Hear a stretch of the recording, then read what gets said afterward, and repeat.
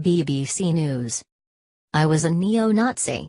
Then I fell in love with a black woman. She was a violent white supremacist. But an encounter in prison changed her life forever. Angela King had gone to the bar expecting trouble. The neo-Nazi had arrived at the local dive in South Florida with a gang of violent skinheads. King, 23, sauntered in with a 9mm pistol in the waistband of her jeans. She and her friends wore combat boots and colored braces, their skin emblazoned with racist iconography. I had tattoos all over my body. I had Vikings tattooed on my chest, a swastika on my middle finger and Sieg Heil on the inside of my bottom lip, which was the Hitler salute, King says. They hated black people and Jews and were also virulently homophobic. Plus, one of them was her boyfriend. So King didn't dare to admit that she was secretly gay. As the group drank, they became louder and more aggressive. A large brawl broke out after a man ordering a drink took exception to King's boyfriend. He said something about his tattoo and that was it. It took nothing to get my boyfriend swinging, King says. King and another woman from her group grabbed the man's companion and beat her up in the bathroom.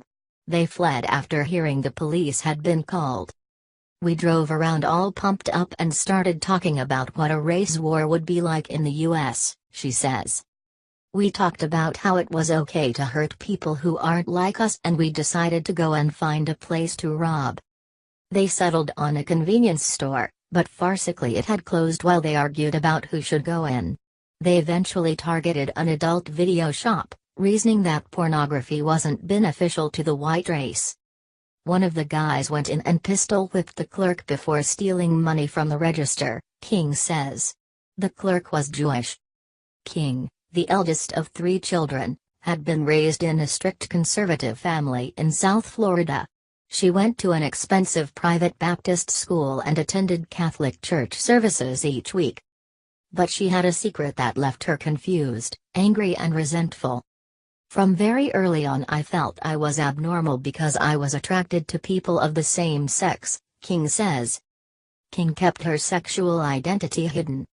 I knew I had to keep it to myself. My mother used to say to me, I will never stop loving you.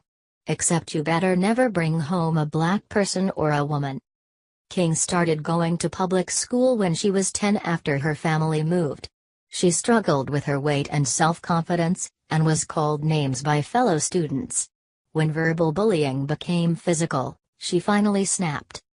When I was 13, a girl ripped open my shirt in front of the entire class, she says. I was in a training bra and felt completely humiliated. It just blew the lid off the anger and rage I had been holding on to for so long. King fought back and realized violence and aggression gave her a sense of control that she had never felt before. She soon became established as the school and neighborhood bully. Her parents divorced, and while she and her sister stayed with their mother, their brother went to live with her father. Desperate to belong, she joined a group of teenagers into punk rock who were starting to flirt with neo-Nazism. These younger skinheads were known as fresh cuts, King says. I joined them because they accepted my violence and anger without question. The group pasted racist flyers around neighborhoods at night and started fights with anyone who disagreed with them. King assumed she had found the right path, because many of their views reflected the casual racism and prejudice she had heard at home. King was proud of her new identity and wore it like a mantle each day. Despite this, little action was taken at school. In one earth science lesson she put a swastika flag on a model she had built of a moon base. It was left on display for weeks before anyone noticed. Although the model was taken down, King still received a B grade for it after her mother argued she had the right to freedom of speech. Her parents didn't object to her beliefs, but warned her she was too blatant about them. King began to hang out with older skinheads and joined a violent white extremist group in her teens. They told me that Jews had owned the slave ships and had brought black people to America to endanger the white race. It sounds ridiculous, but when you are uneducated or trying to fit in, you soak up the new reality like a sponge. King was asked to leave her school when she was 16 and went to work in various fast food restaurants.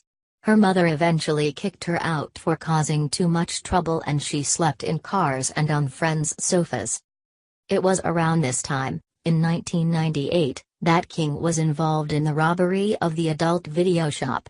Soon afterwards she fled to Chicago with her boyfriend, who was wanted for another hate crime. However, she was arrested weeks later and taken to the Federal Detention Center in Miami. It was the first time she had lived in close quarters with people from different cultures and backgrounds. People knew why I was in there, and I got dirty looks and comments. I assumed I would spend my time with my back to the wall, fighting, King says. What King did not expect was the hand of friendship, especially from a black woman. I was in the recreation area smoking when a Jamaican woman said to me, "Hey, do you know how to play cribbage?" King had no idea what it was and was taught to play. It was the start of an unlikely friendship, and King found her racist belief system crumbling as a result. Her friendship circle widened as she was taken under the wing of a wider group of Jamaican women, some of whom had been convicted for carrying drugs into the U.S. I hadn't really known any people of color before, but here were these women who asked me difficult questions but treated me with compassion, King says. With their help, she started to take responsibility for her past actions. During her first year in the detention center, she was tipped off that a newspaper article was coming out about her case. She told one of her new friends how worried she was about the publicity. "My friend had a job that meant she got out early to help prepare breakfast. The day it came out, she stole the paper and hid it so no one could read it. She, a black woman, did that for me, an ignorant white woman who was inside for a hate crime." King was sentenced in 1999 to 5 years and moved to the county jail so she could give evidence against one of her former gang. When she was returned to the detention center, she discovered her circle of friends had been moved on to a prison in Tallahassee. "Suddenly my support network wasn't there," she says. "I was heartbroken." Meanwhile, some new inmates had joined the detention center, including another Jamaican woman who took an instant dislike to King. People said she had been in violent gangs and was a real badass. "One day as I passed, she asked, 'How do you even get to be like that?' I stopped and answered her as fully and honestly as I could." The two women began to talk and realized although they came from different worlds, they had had similar experiences on the streets. Slowly the antagonism faded and they formed a bond. They realized over time that their feelings went beyond friendship. "We realized we had fallen in love with each other. We were like, how on earth did this happen?" "We spent a lot of time together talking and shared a cell for a while. It got quite serious, but we had to keep it secret." For both women, it was their first serious gay relationship. King's girlfriend was sent on to the jail in Tallahassee before her. King says it felt like torture and they wrote to each other via intermediaries. However, the relationship fizzled out a few months after King was transferred to the same prison. When King was released in 2001, she was determined not to fall back into old habits. She was also keen to meet other gay people and started by talking to people in chat rooms. "I was very honest about my past. I found acceptance in the gay community and realized I wasn't alone." King went to community college to study sociology and psychology. She wanted to understand if her experience of extremism was a common one. While there, she made contact with the local Holocaust Center, and sat down with a Holocaust survivor in 2004 to share her life story. "She was very stern, but afterwards she looked me in the eye and said, 'I forgive you,'" King says. She has been doing public speaking for the center ever since. Then in 2011 she went to an international conference where she met other former extremists. "I was excited to meet other people who had got involved in violent extremism and then got out. I wasn't alone," King says. She met two Americans who had founded a blog called Life After Hate, in which they shared their stories. They agreed to work together to create a non-profit organization to help other people leave the far-right community.